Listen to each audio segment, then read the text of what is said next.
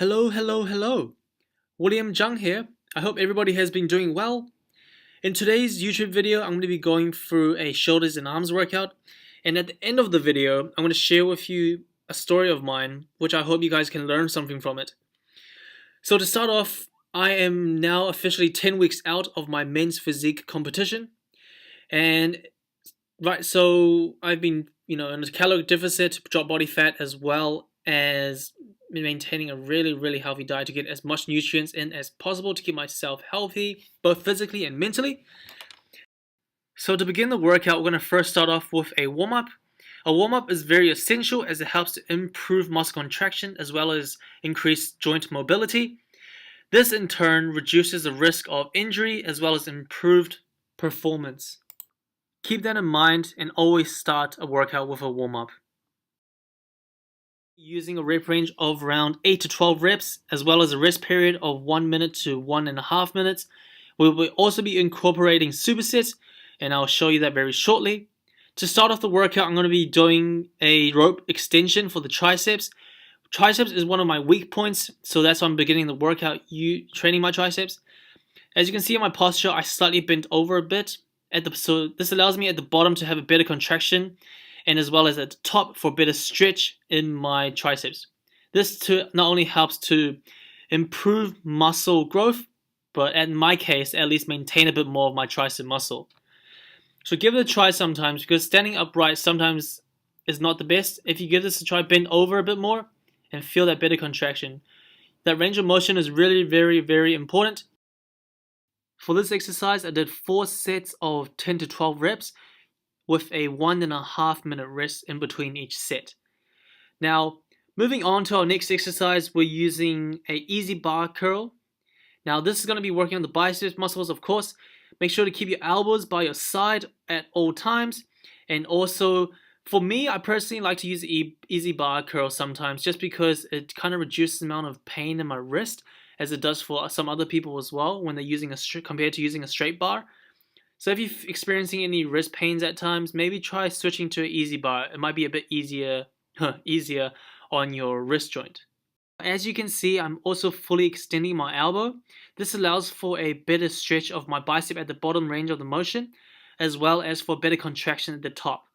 So give this a try, because some people usually they keep a slightly bent elbow, which is not actually the most effective.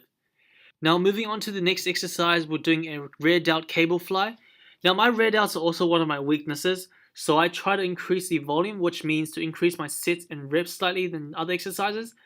So for this one, I did 5 sets of 12 reps with 1 minute rest in between each set, just sufficient enough time to recover as well as to maintain that blood flow into the muscle. Keep in mind the function of the rear delts, which is like kind of the muscle in the back of your shoulder. The function is to externally rotate and as well as extend your shoulder joint. This means it is to bring your arms back and also to rotate your arms outwards. So for this exercise, I also try to, have a slight bend at my hip. This is just to help with the rotation of my elbow outwards. Moving on to the next exercise, again, we're going to be starting off now with a superset. Same thing, straight arm, but also this time we're using a bar. So as you can see, my grip is also overhand grip. This is going to focus a bit more on the lateral head of my tricep to emphasize on a bit more than the other heads. And then we're going to be supersetting this soon, which I'll show you eventually in this video. We're going to be supersetting it with a dumbbell curl. Now I'll show you a bit more for this one. We're going to be going straight arm bar push down. We're going to go 4 sets of 10 to 12 reps, supersetting that with dumbbell curl, also 4 sets of 10 to 12 reps. After the superset, we're going to be having a 1 minute rest. Okay, moving on to the bicep curl. Now, as you will see shortly, I'm keeping my elbows by my side, as well as at the top of the range. You can see my bicep contraction. I'm slightly supinating my hand or my wrist. What this means is that I'm slightly rotating my wrist outwards. It's just to have a better contraction of the bicep. That little slight change, that little slight wrist movement at the top can actually play a huge difference in terms of your muscle contraction, especially for your bicep. So I highly recommend you give that a try and keep that in mind for your next bicep workout. Now, moving on to our next exercise now, which is now, So we're going to be doing another superset. This time to finish off, we're going to be doing a resistance band Y extension. 3 sets of 8 reps, supersetting that with plate shrugs. 3 sets of 10 reps with a 1 minute rest between each superset. Now the Y band extensions, the purpose of this is going to be working a lot on my rear delts as well as my upper traps.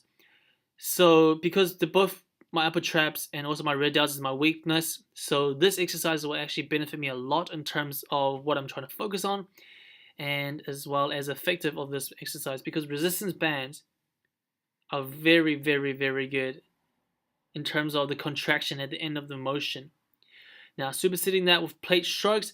In this video, you can actually see, my arms are by my side, fully extended.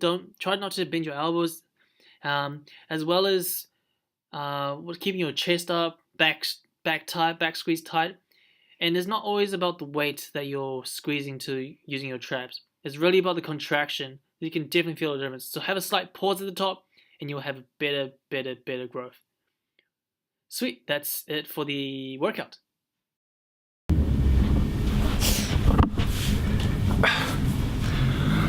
Alright, thank you everyone for watching my workout video as you saw previously.